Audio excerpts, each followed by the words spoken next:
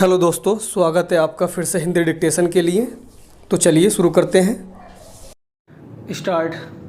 उपाध्यक्ष महोदय, मैं मानती हूँ कि बहुत से जो हमारे भाई हैं उनकी ओर से शिकायतें आई हैं और यहाँ बातचीत चलती रहती है कि हम अपने इलाके में सफाई बंद कर देंगे, परंतु यह विषय स्वायत्त शासन संस्था के सहयोग से नहीं हो पा रहा है जैसी कि हमें आशा है। और मैं समझती हूँ कि राजनीतिक दल स्वास्थ्य के विषय में ध्यान रखते हैं, क्योंकि यह मानवता के लिए बहुत आवश्यक है और इसमें राजनीति का कोई रंग नहीं आना चाहिए, ऐसी मेरी आशा है। मैं अनुरोध करूंगी कि सदस्यों की जो समस्याएं हैं उनको ध्यान में रखते हुए दिल्ली प्रशासन कोई ऐसी नीति अपनाने की कोशिश करे जिससे नगर निगम का यदि कोई काम हो तो उस विषय में हमारा नगर निगम से एक सहयोगपूर्ण वातावरण पैदा हो, मगर इस वातावरण में राजनीति न आने पाए। हमारे सामने एक उद्देश्य हो कि हमें जनता का काम करना है, क्योंकि जनता के लिए हम चुनकर आए हैं। इसमें पार्टी का कोई प्रश्न नहीं है।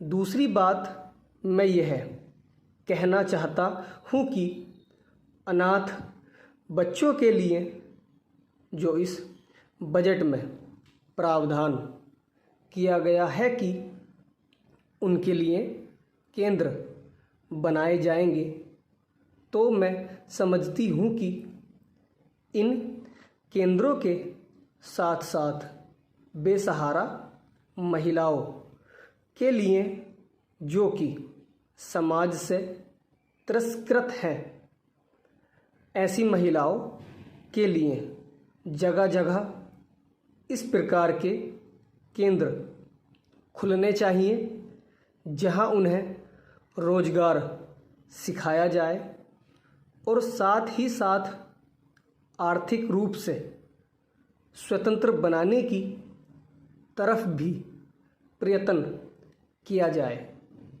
इस विषय में मेरा एक सुझाव है कि जो अनाथ बच्चे हैं, जो बेसहारा महिलाएं हैं, उनकी तरफ हमारी पूरी कोशिश होनी चाहिए कि जो अनाथ बच्चे हैं, जो समाज से तिरस्कृत हैं, जिनको अवहेलना की दृष्टि से देखा जाता है, उनके लिए केंद्र बनाए जाएं और उन केंद्रों में वह अधिकारी रखे जाएं जिनके संरक्षण में वह कार्य सीखें, पढ़ें, लिखें। यदि इसमें बाहर के सदस्य हों तो वे ऐसे होने चाहिए जिनका जीवन सरकारी सेवा में ही बीता हो। ऐसे योग्य लोगों से सहायता लीजिए। यदि इसमें असामाजिक तत्व घुस गए तो फिर हमारा पैसा ऐसे ही खर्च हो जाएगा और जो नीति हमने बनाई है वह असफल हो जाएगी। जिसका परिणाम यह होगा कि हम उस नीति को कार्य रूप में परिणत नहीं कर सकेंगे।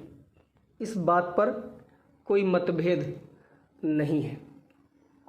उपाध्यक्ष महोदय, रूस में भारत के जो मानचित्र प्रकाशित हुए हैं उनमें भारत के कुछ हिस्से को सही तरीके से नहीं दिखाया गया है।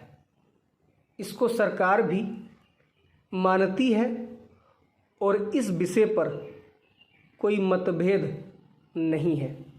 प्रश्न यह है कि अगर किसी देश ने हमारे देश का गलत मानचित्र प्रकाशित किया है तो एक सरकार के रूप में भारत सरकार का जो कर्तव्य है उसने उसको निभाया है या नहीं, और अगर निभाया है तो किस प्रकार से निभाया है।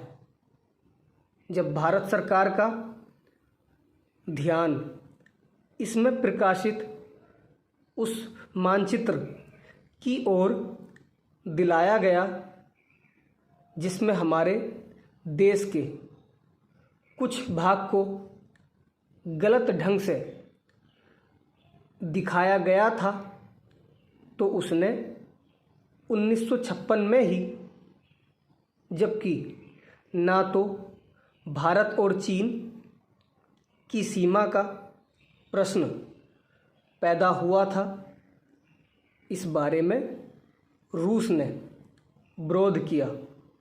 इसके बाद भारत सरकार ने लगातार 4 बार रूस सरकार से लिखित रूप से विरोध किया कि हमारे मानचित्र को ठीक से नहीं दिखाया गया है।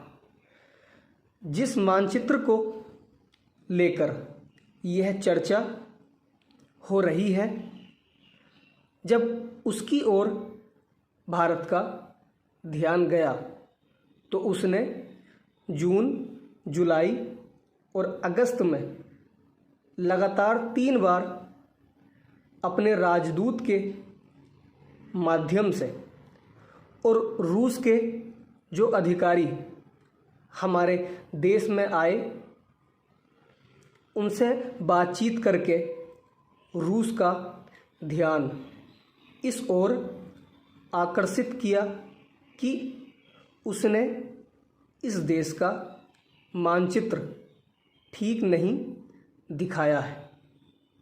प्रश्न यह है कि जिस मानचित्र के बारे में हम चर्चा कर रहे हैं उसके बारे में हमें चिंता होनी चाहिए या नहीं। मैं समझता हूँ कि अगर दुनिया का कोई भी देश हमारा मानचित्र सही ढंग से नहीं दिखाता है तो स्वाभाविक रूप से देश को उसके बारे में चिंता करनी चाहिए। हम अपने कर्तव्य से नहीं चूक सकते हैं, लेकिन जहाँ तक इस चर्चा का संबंध है, मैं माननीय सदस्य की प्रशंसा करता अगर वह उन समस्त देशों का जिक्र करते और निंदा करते जिन्होंने हमारे मानचित्र को गलत ढंग से दिखाया है। उदाहरण के लिए पाकिस्तान को शिकायत है उसके मानचित्र को केवल रूस, इराक और मिस्र ने ही नहीं बल्कि अमेरिका ने भी गलत दिखाया है। जिस कश्मीर को हम भारत माता का ताज और मुकुट कहते आए हैं, जिसे हम कहते हैं कि वह इस धरती पर हमारा स्वर्ग है, उस इलाके को बिल्कुल उनकी दया और कृपा पर छोड़ दिया गया है। यह बात उत्साहवर्धक नहीं है। स्टॉप।